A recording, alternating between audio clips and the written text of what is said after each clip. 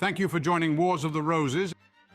And this is Codex Sinaiticus by Manly P. Hall, an article taken from Horizon, the Magazine of Useful and Intelligent Living, Volume 5, Number 4, Spring 1946. Codex Sinaiticus by Manly P. Hall.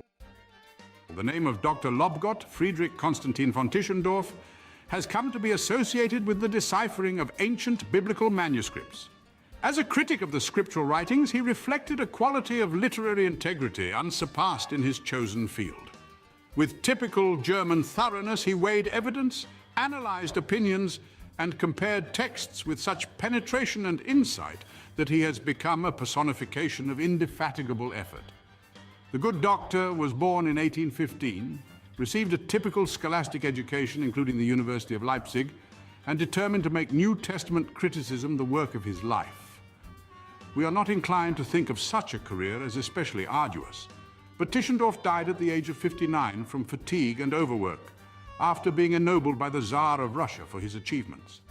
When the young doctor began his investigation of New Testament origins, he was confronted with a serious dilemma. There are no biblical manuscripts of either the Old or the New Testament descending to us from the first 3 centuries of the Christian era. There are only a few fragments on papyrus and the Logia. The Logia is a phantom book, which exists only in other books. It is composed of writings of the early fathers and contains references to and quotations from lost gospels and otherwise unrecorded words of Christ and the apostles. Christianity emerged victorious from the period of Roman persecution in the 4th century, and 2 manuscripts of this period were available to Tischendorf. The most famous of these was the Vatican Codex.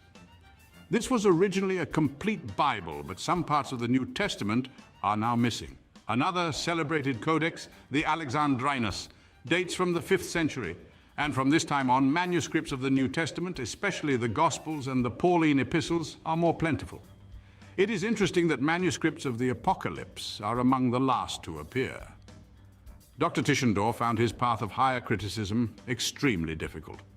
To quote his own words, "I resolved in 1839 to devote myself to the textual study of the New Testament and attempted, by making use of all the acquisitions of the last 3 centuries, to reconstruct, if possible, the exact text as it came from the pen of sacred writers. For the accomplishment of this protracted and difficult enterprise, it was needful not only to undertake distant journeys, to devote much time, and to bring to the task both ability and zeal, but also to provide a large sum of money, and this, the sinews of war, was altogether wanting." Undaunted by poverty, which has been so aptly termed the disease of the learned, the young man started out without sufficient funds to buy himself a new suit of clothes. In the period from 1840 to 1843, he was in Paris, immersed in the treasures of the Bibliothèque Nationale. He made a scanty living assisting more famous scholars and publishing versions of the Greek New Testament. Finally, after numerous vicissitudes, he attempted his first journey to the Near East, convinced that the old monastery and convent libraries of the Greek Orthodox Church contained manuscripts which would prove useful, if not absolutely necessary, to the reconstruction of the scriptural writings. It was in the Holy Land that Dr. Tischendorf had his first great adventure in discovery. He tells us, "It was at the foot of Mount Sinai in the convent of St. Catherine that I discovered the pearl of all my researches. In visiting the library of the monastery in the month of May 1844, I perceived in the middle of the great hall a large and wide basket full of old parchments, and the librarian, who was a man of information, told me that 2 heaps of papers like these, molded by time, had been already committed to the flames. What was my papers a considerable number of sheets of a copy of the Old Testament in Greek, which seemed to me to be one of the most ancient that I had ever seen. The authorities of the convent allowed me to possess myself of 1/3 of these parchments, or about 43 sheets, all the more readily as they were destined for the fire. But I could not get them to yield up the possession of the remainder. The too lively satisfaction which I had displayed had aroused their suspicions as to the value of this manuscript." Tischendorf returned to Europe and in 1846 published these fragments, which he called the Codex Friderico Augustanus, in honor of the King of Saxony. The publication caused considerable stir among the scholastic elect, and he was appointed Professor Extraordinarius in Leipzig. During this entire period, the shrewd doctor carefully concealed the source of his priceless manuscript leaves. He was certain in his own mind that a considerable part of the manuscript reposed in the convent of St. Catherine, for he had seen at least 86 more leaves. He laid well his plans. Realizing that the convent was in the Russian zone of influence, he sought and secured the assistance of Tsar Alexander II. In January 1859, Doctor Tischendorf was on his way back to the monastery in search of the manuscript about which he had developed an intense fixation of purpose. His narrative continues. By the end of the month of January, I had reached the convent at Mount Sinai. The mission with which I was entrusted entitled me to expect every consideration and attention. But the elusive leaves were not to be found, and discreet inquiry led to nothing but disappointment. So the good doctor writes, after having devoted a few days in turning over the manuscripts of the convent, not without alighting here and there on some precious parchment or other, I told my Bedouins on the 4th of February to hold themselves in readiness to set out with their dromedaries for Cairo on the 7th, when an entirely fortuitous circumstance carried me at once to the goal of all my desires.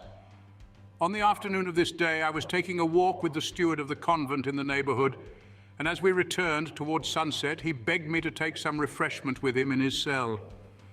Scarcely had we entered the room when, resuming our former subject of conversation, he said, "And I, too, have read a Septuagint, i.e., a copy of the Greek translation made by the 70, and so saying, he took down from the corner of the room a bulky volume wrapped up in a red cloth and laid it before me.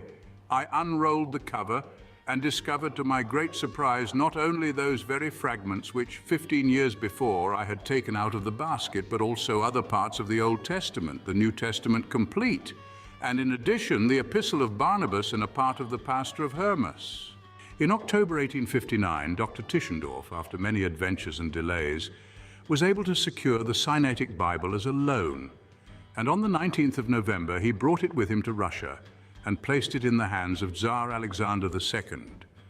This monarch was so amazed and delighted that immediate steps were taken to publish an exact facsimile for the use of the scholars of the world. The production was under the personal supervision of Dr. Tischendorf.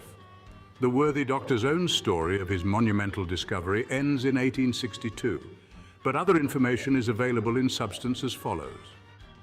The manuscript was presented to the Emperor of all the Russias by the Archbishop and the monks in 1869. The Emperor paid 9,000 rubles, £350, to the Archbishop and the monks in acknowledgement of the gifts.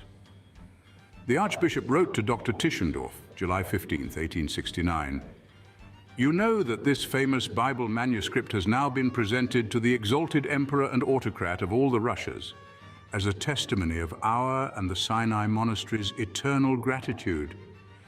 After the Russian Revolution, the Codex Sinaiticus was purchased by the British Museum for the sum of £100,000, slightly under $500,000. Part of the amount was raised by popular subscription. The manuscript was displayed in a large case, and at the side was a box for donations toward the purchase price. The Codex Sinaiticus is a manuscript of the 4th century of about the same date as the Codex Vaticanus. In fact, Dr. Tischendorf believed that one of the 4 scribes who wrote the text also wrote part of the Vatican manuscript.